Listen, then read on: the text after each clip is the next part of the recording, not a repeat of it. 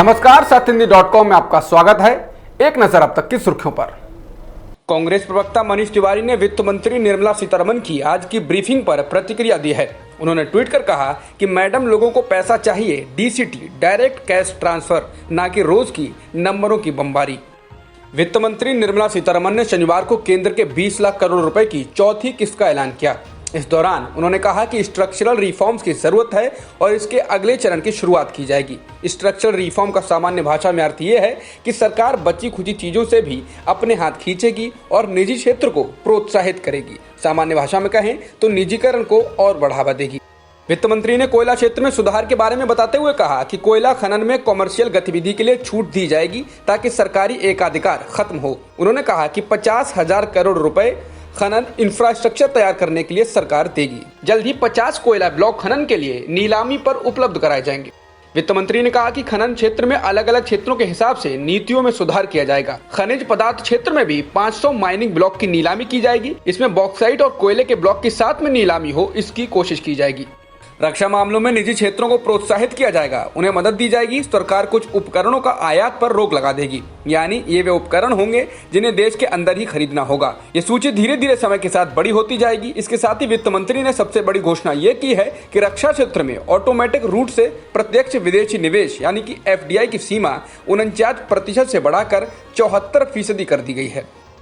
Media report के अनुसार भारत में कोरोना से संक्रमितों की संख्या 86,595 हो गई है, जबकि मरने वालों का आंकड़ा 2760 हो गया है। हालांकि दोपहर को जारी किए गए स्वास्थ्य मंत्रालय के अनुसार भारत में कोरोना से संक्रमित मरीजों की संख्या 85,940 है, जबकि मरने वालों का आंकड़ा 2752 है। दिल्ली में पिछले 24 घंटों में संक्रमण के 438 नए मामलों की पुष्टि की गई है। राजधानी में संक्रमित लोगों का कुल आंकड़ा 9,333 हो गया है। संक्रमण से अब तक 129 लोगों की मौत हो चुकी है। पश्चिम बंगाल में कोरोना के 115 नए मामले सामने आए हैं और 7 लोगों की मौत हुई है, जिसके बाद कुल संक्रमितों की संख्या 2,576 हो गई है और मरने वालों का आंकड़ा 160 है। वहीं इनमें से 892 लोग ठीक भी हो चुके हैं। कर्नाटक में कोरोना के 36 नए मामले सामने आए हैं, जिसके बाद कुल संक्रमितों की संख्या 1,092 हो गई है, जबकि मरने वालों का आंकड़ा 36 हो गया है। इसके अलावा 496 लोग ठीक भी हो चुके हैं।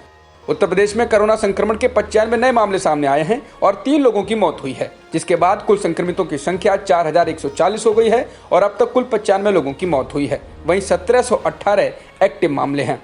उत्तर प्रदेश में अब सार्वजनिक स्थानों पर बिना मास्क लगाए घूमने पर जुर्माना भरना पड़ सकता है। राज्य के प्रमुख स्वास्थ्य सचिव अमित मोहन प्रसाद ने कहा है कि पहली और दूसरी गलती पर 100 रुपए और इसके बाद 500 रुपए का जुर्माना लगाया जाएगा। उत्तर प्रदेश सरकार ने फैसला किया है कि कोरोना वायरस महामारी के मद्देनजर नेशनल पॉपुलेशन रजिस्टर यानी कि NPR का काम कुछ समय के लिए रोका जाएगा। बता दें कि देश में जनगणना के साथ ही NPR का काम होना था। हालांकि लगातार बढ़ते कोरोना के मामलों के चलते इसे कुछ समय के लिए टाला गया है। प्रधानमंत्री मोदी ने अमेरिका के राष्ट्रपति डोनाल्ड ट्रंप को वेंटिलेटर्स दान करने के लिए शुक्रिया कहा है। मोदी ने ट्वीट कर कहा, इस महामारी से हम सब मिलकर लड़ रहे हैं। ऐसे वक्त में यह हमेशा महत्वपूर्ण होता है कि सभी मिलकर इस दुनिया को सेहतमंद और कोविड-19 से मुक्त रखें। बता दें, ट्रंप ने ट्वीट कर कहा था कि वो भारत को वेंटिलेटर्स दान दे रहे हैं। दुनिया में कोरोना वायरस से संक्रमितों की संख्या 45,63,000 से ज्यादा हो गई है, जबकि मरने वालों की संख्या 3,08,000 से ज्यादा है, जबकि करीब 17.5 लाख लोग ठीक भी हो चुके हैं। अमेरिका में संक्रमितों की संख्या 14,43,000 हो गई है, जबकि मरने वालों की संख्या 87,427 पहुंच गई है। दूसरे स्थान पर रूस है, जहां कुल संक्रमित लोगों की संख्या 2,62,843 है, जबकि मरने वालों की कुल संख्या 2,418 है। ब्रिटेन में कोरोना संक्रमण के कुल मामले 2,38,000 से अधिक हैं। यहाँ अब तक 34,000 से अधिक लोगों की मौत हुई है। ब्राजील में पिछले 24 घंटों में 15,305 नए मामले दर्ज किए गए हैं और 824 लोगों की मौत हुई है।